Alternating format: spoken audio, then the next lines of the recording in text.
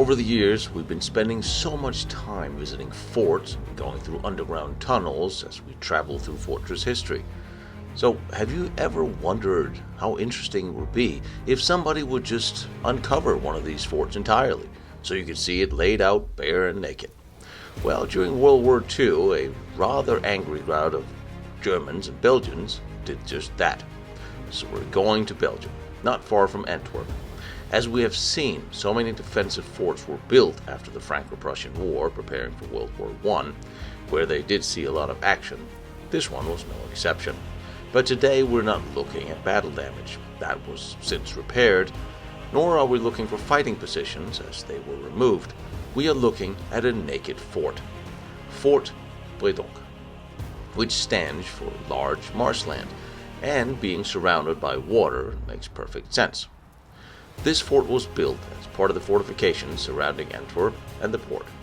The total line of defenses was extended by nearly 95 kilometers and 11 forts.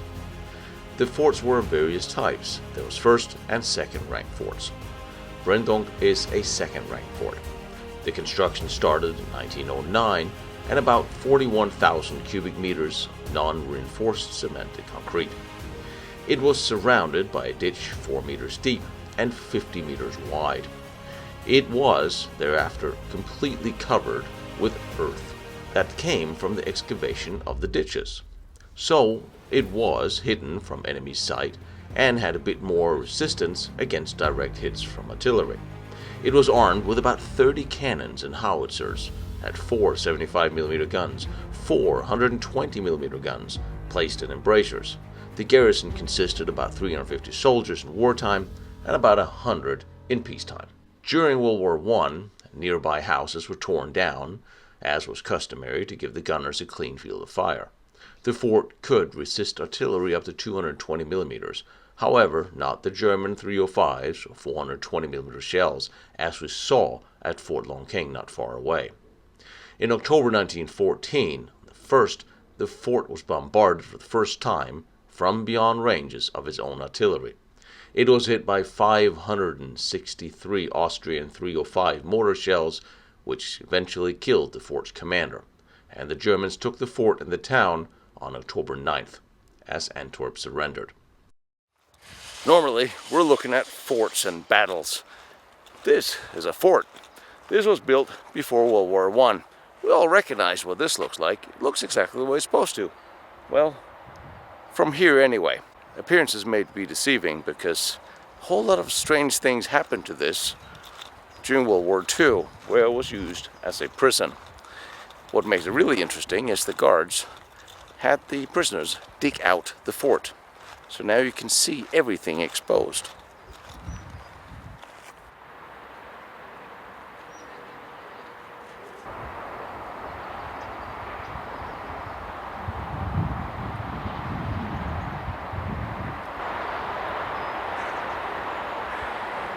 When you come into the gateway, you see what was the old firing ports for close defense.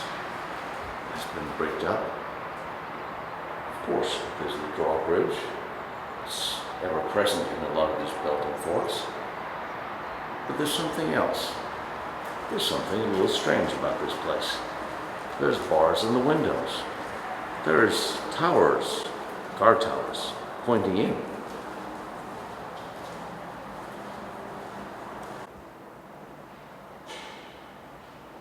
And then in the Belgian fort, there's these guys. During World War II, the fort was used a few days by King Leopold II of Belgium, along with his commander-in-chief. From within this fort, the king made his proclamation and received the commanders of the French and British forces on May 16, 1940.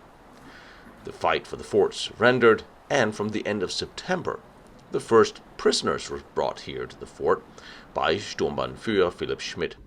From then on, the fort became a transit camp, a prison, and it became the center of the Sicherheitspolice and the Sicherheitsdienst. During the first year, the camp was almost entirely split between Jewish and political prisoners.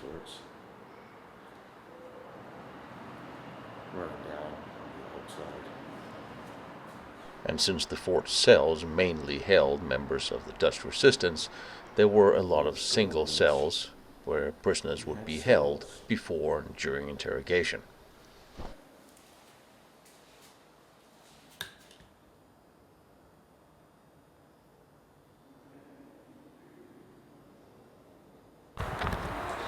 You can really see how they changed this fortress into a prison. All of a sudden there's bars on the windows, not what you expect to see on a fort from the war. The prisoners was guarded by Flemish SS units, between whom there was no love lost. Eventually the camp's Jewish population was gradually transferred out, and mainly members of the Dutch resistance was kept here. All the prisoners were subjected to hard labor by removing the soil of the top of the fort in order to create a higher hill surrounding the fort, making it less visible to people outside. And given the high number of resistance members that was imprisoned here, it's no wonder many were executed. Almost 200 people lost their lives that way, and 100 more died from sickness, exhaustion, lack of food, and medicine.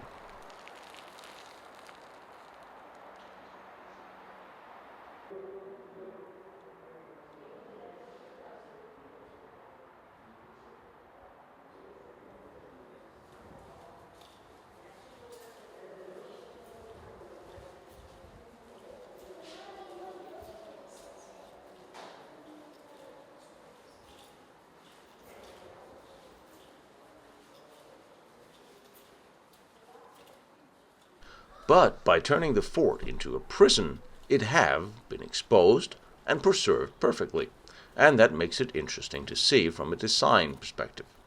As I said, there was little love lost between the Flemish guards and the Belgian prisoners, and a lot of abuse occurred. And sadly, this sad cycle continued after the war ended, when Dutch collaborators were locked up here, tormented, and raped in turn as revenge. Initially, as there were Jewish prisoners here, these were kept segregated and held in their own buildings and barracks, away from those of the Dutch resistance. A lot of these buildings were constructed out here specifically to facilitate these, and new bathrooms were constructed in 1944 for the added number of prisoners.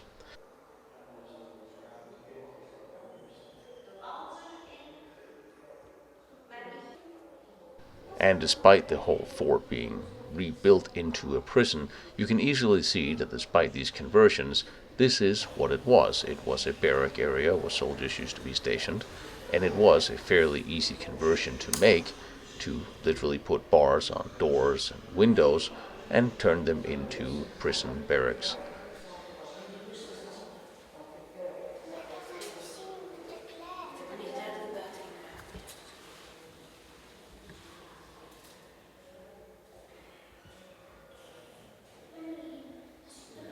Each one of the rooms were constructed to hold about 38 people, but quite frequently they would house over 50. There was a small bunker oven or coal-burning stove that would provide not exactly enough for heating up the room, especially in the cold winters.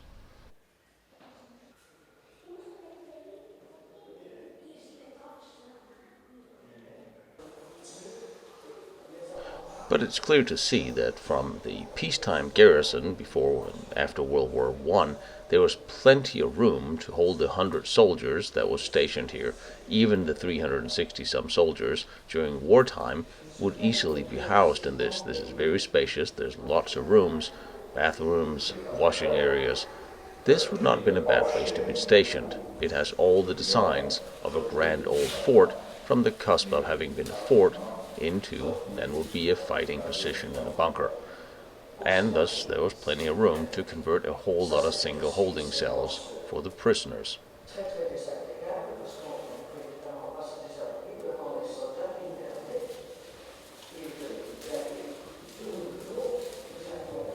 Interesting how they made these into single cells. They literally converted all the old barracks.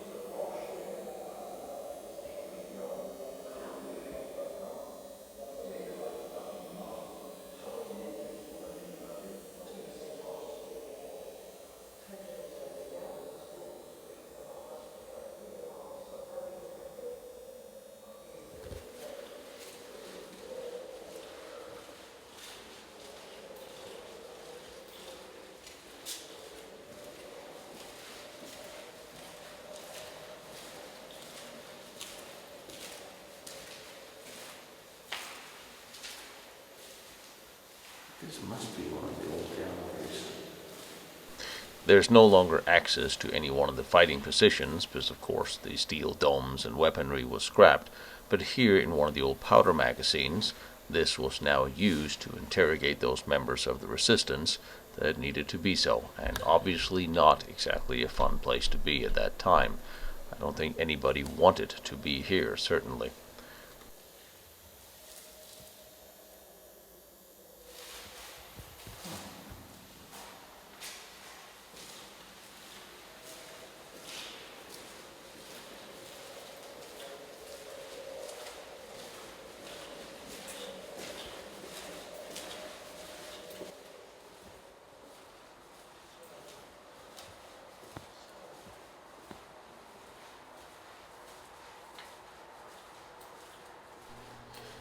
About 3,000 to 3,600 inmates had come through these gates during the time of the war, and in 1944 it had become apparent that the bathroom facilities existing from the time it was a fortress was not enough, so the SS had these brand new facilities constructed.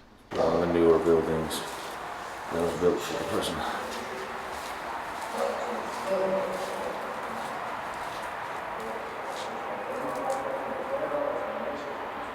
It was an interesting. Now the really interesting part is here. How you can see they dug out what used to be underground being tunnels. Oh, here are the fighting positions. Despite of all the tragic events that took place here, I am fascinated by this exposed fort and the layout of the fighting positions. You have to imagine that this was all covered by dirt and earth. Only a few ditches running in front of those close defensive positions. From above, very little was exposed. We have visited a lot of forts before, so now you know what they looked like underneath. Obviously, the fighting positions and some of the guns were removed, as I expect no matter how much security a prison have, it still seemed like a bad idea to leave some 30 cannons in places within reach of prisoners.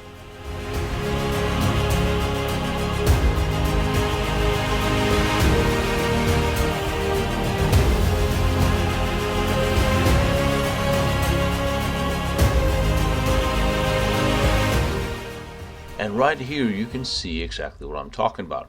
Those little strands that's running from the central fort are the walkways. Those are the hallways that would have been the tunnels underneath. You can imagine the dirt would be covered all the way up to the very level of the cupolas. And we're so used to the forts and these parts being unseen. All this used to be covered by dirt, having been built into the underground. And here it was completely deconstructed by the prisoners. So you can really see the naked fort, literally.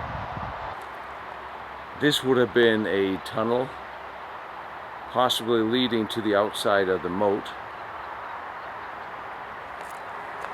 I am surrounded, the moat would be here, that is full of water.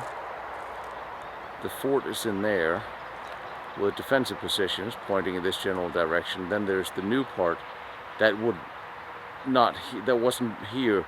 The Belgians didn't build this new part for the fort. This was built by the Germans for the prison. Must have been. And then here are the tunnels that were once underground. It's really interesting to see. Here's one of the casemates.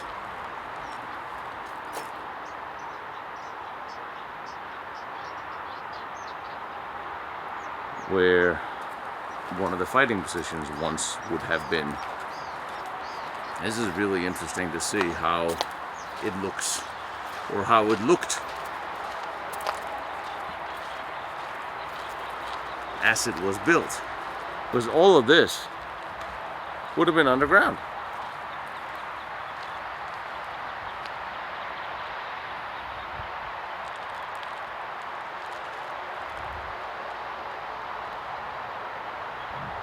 This would have been one of the outer positions. with a smaller armament. One of the bigger positions, the artillery domes. The steel was almost certainly scrapped, but they built replacement ones here since.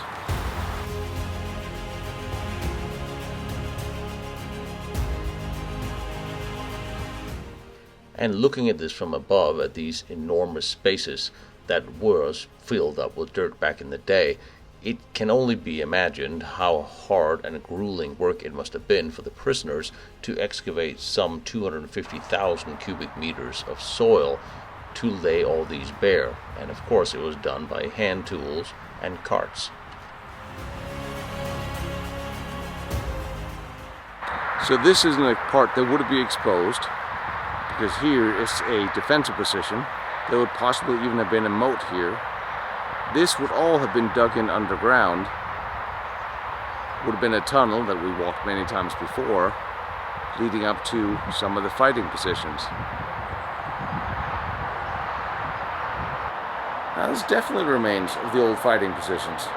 Now, there would not have been a vast wall as we see it today facing a potential enemy.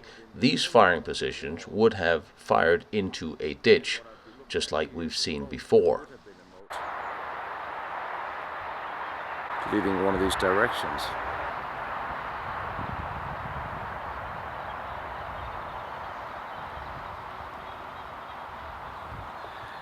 This really is something to see. It's like the bunkers of the Atlantic Wall, but it's really not, because these were never intended for any kind of direct fire. These were built to be underground. Inside here is a below ground tunnel, except it's no longer below ground. But it gives you a good idea how these were constructed.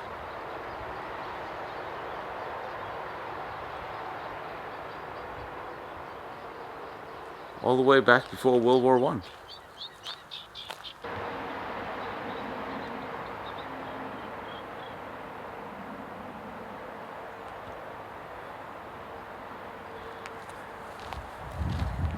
This really is interesting to see, because all of this would have been just large dirt mound, and all that would have stuck up would be the firing positions, the domes. And here we have more firing positions from the original fort.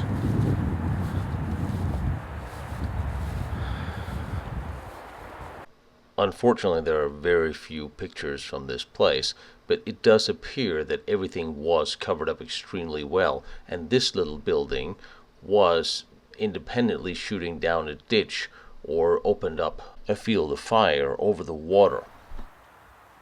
So there would have been a moat here, and all this has been dug up. It's fascinating to try to piece this together, and you can clearly by comparison see what was there and what buildings the Germans built during the Second World War as additions to the prison.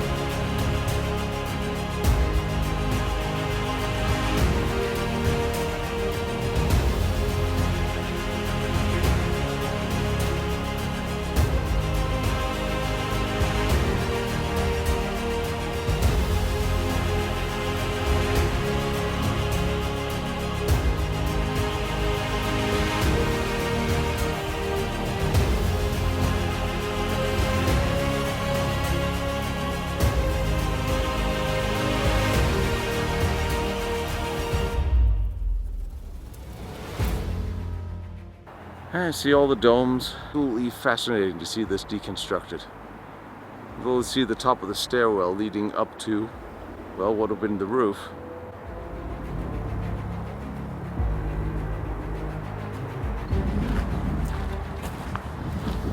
And here again you have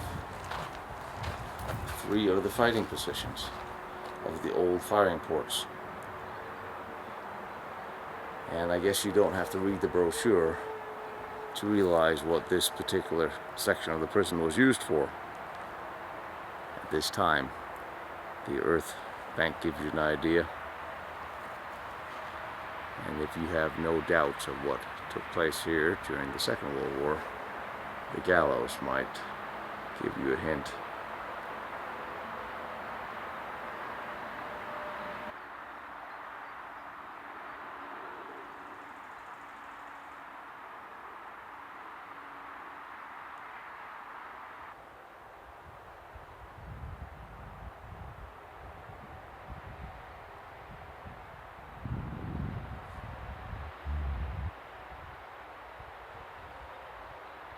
And I do not know what happened there. This is the outside of what used to be underground, although this most certainly looks like it had some impact from direct fire. I do not know if there was any testing going on here. There's another that looks like quite a bit of an impact.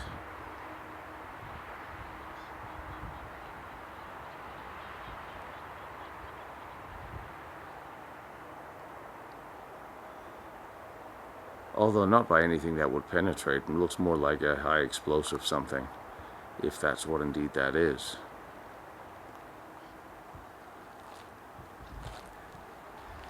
It's not a deep penetration. It will look like something of a sizable caliber and high explosive. That would just have torn a chunk out of the wall.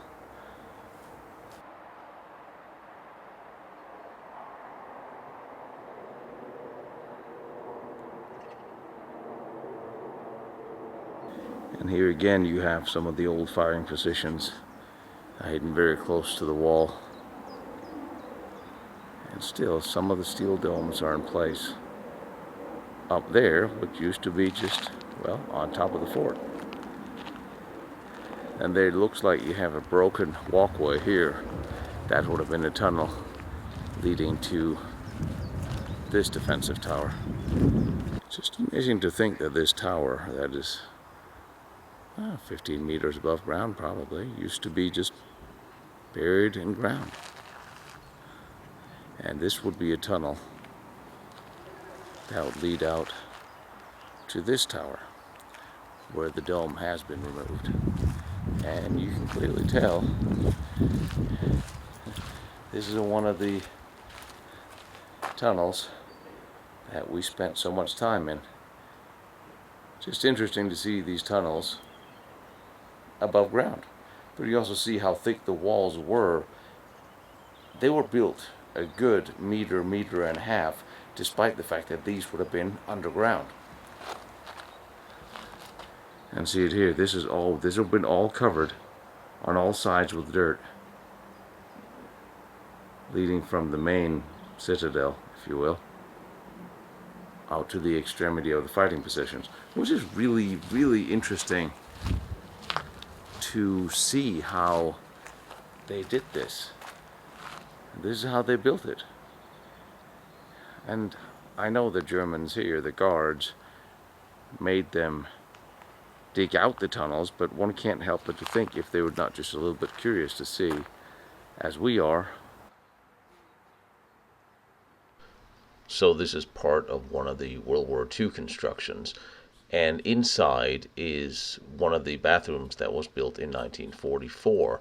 And I will have to say, for a prison that was housing prisoners that was generally not enjoying any good time whatsoever, this is remarkably well built and in good shape. Water heater. Back in the old barrack buildings.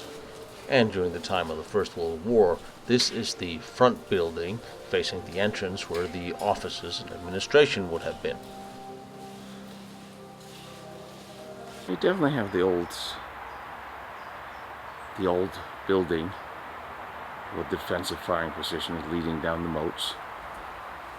This is one of the last remnants, I suppose,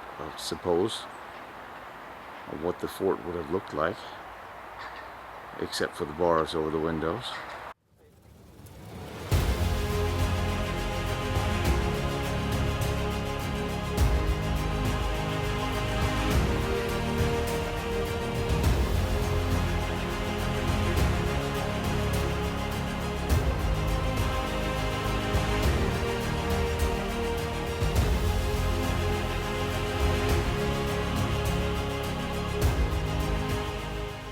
There is something so fascinating about the pre-World War I fortresses, because they are still have a hook back into the old castles, yet with an eye on a future of steel and domes and concrete.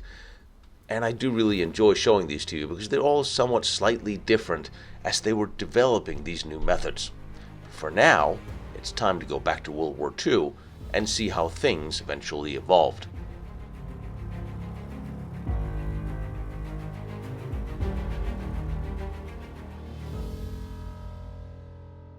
Behind me is Vanna von Braun's first test stand. Down the road is Diebner's nuclear reactor. Over there is the Maginot Line and all its amazing forts.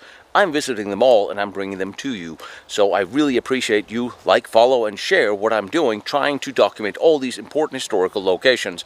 And if you feel like you want to watch more pictures or documents that I use for these, go to lostbattlefields.com. And if you feel like helping me out with my travels, because gasoline and travel and airfare is expensive, my PayPal is there, protectionserviceint.com. You are more than welcome, but you don't have to. I appreciate all your support and all your help, and I love seeing these locations, and I love bringing them to you.